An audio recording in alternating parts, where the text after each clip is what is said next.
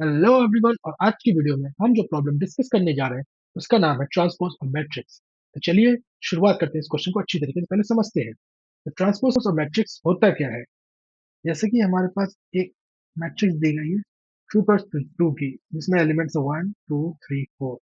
अगर इन एलिमेंट्स को रो को कॉलम में और कॉलम को रो में लिख दिया, उसी चीज को हम बोलते हैं ट्रांसपोज। जैसे कि 1 2 3 4 को हम लिख दिया 1 2 3 4, यानी कि जो एलिमेंट्स हमारे रो वाइज लिखे हैं, यानी कि इस रो में लिखे हैं, अगर उन्हें हमने कॉलम में लिख दिया, दूसरी रो को हमने दूसरे कॉलम में लिख दिया, तो उसी चीज को हम बोलते हैं ट्रांसपोज और मैट्रिक्स। जैसा कि आप इस एग्जाम्पल में देख सकते हैं। इस एग्जाम्पल में 2 4 -1 -10 -5 11 18 -7 6, ये हमारे पास एलिमेंट्स दिए गए थे।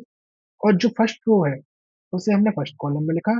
जो हमारे पास सेकंड रो है उसे हमने सेकंड कॉलम में लिखा। जो थर्ड रो है उसे हमने थर्ड कॉलम में लिखा है। तो चलिए इस क्वेश्चन की अप्रोच को समझते हैं कि किस। तो हमारे पास एक मैट्रिक्स दी गई है जिसमें एलिमेंट 1 2 3 4, और इसे हमें कन्वर्ट करना है 1 2 3 4। यानी कि ये हमारी हो गई 0 0, ये हमारी हो गई 0 1, ये हो गई 0 2, या फिर 0 0 ये भी है। और ये हमारी हो गई 0 0, ये हो गई हमारी 0 1, ये हो गई हमारी 1 0।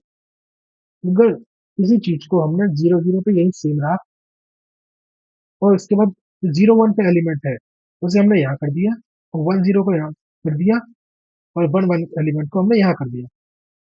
तो हमारे जो एलिमेंट्स हैं, यानी कि इस वाले मैट्रिक्स को हमने ट्रांसपोज कर दिया है। तो सीधी भाषा में समझाया जाए, अगर ट्रांसपोज और मैट्रिक्स होता क्या है, एक सेकंड।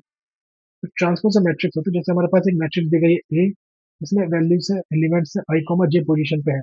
अगर उन्हें हम स्वैप करके या कैसे भी किसी भी तरीके से उन्हें j, i वाली पोजीशन पे ला दें, यानी कि रो को कॉलम के साथ और कॉलम को रो के साथ अगर हम कर देते हैं, उस तरीके से हमें ट्रांसपोज मिल जाएगा।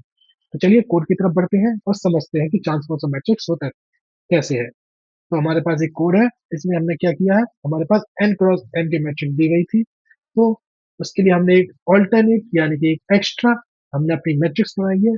और उस मैट्रिक्स में हमने लूप चलाया है, एक i का एक j का। तो क्या किया है हमने i, j, जो b जो हमने मैट्रिक्स बनाई थी उसमें हमने स्टोर करा दिया वैल्यू j, i की। जो एलिमेंट्स की वैल्यू i, j पे जानी चाहिए थी वो j, i पे जाएगी, और जो j, i पे थी वो i, j पे जाएगी। इसमें हमने क्या किया है, हमने एक न्यू मैट्रिक्स बनाई है। इसके बाद हमने किया है, इस कोड का जो टाइम कॉम्प्लेक्सिटी लगेगी वो ऑर्डर ऑफ nm हो जाएगी। जो स्पेस कॉम्प्लेक्सिटी लगेगी वो भी ऑर्डर ऑफ एन एम हो जाएगी। ये हमारा एक मेजर प्रॉब्लम है जो कि स्पेस का है। लेकिन अगर हमारे पास मैट्रिक्स n क्रॉस n की दी गई है, यानी कि n क्रॉस n की मैट्रिक्स है, तो उस केस में हम ये जो स्पेस कॉम्प्लेक्सिटी जो हमारी लग रही है उसे हम कम कर सकते हैं। वो कैसे कम करेंगे, तो उसके लिए हम यूज करेंगे स्वैपिंग मेथड का। यानी कि क्या करेंगे, स्वैप।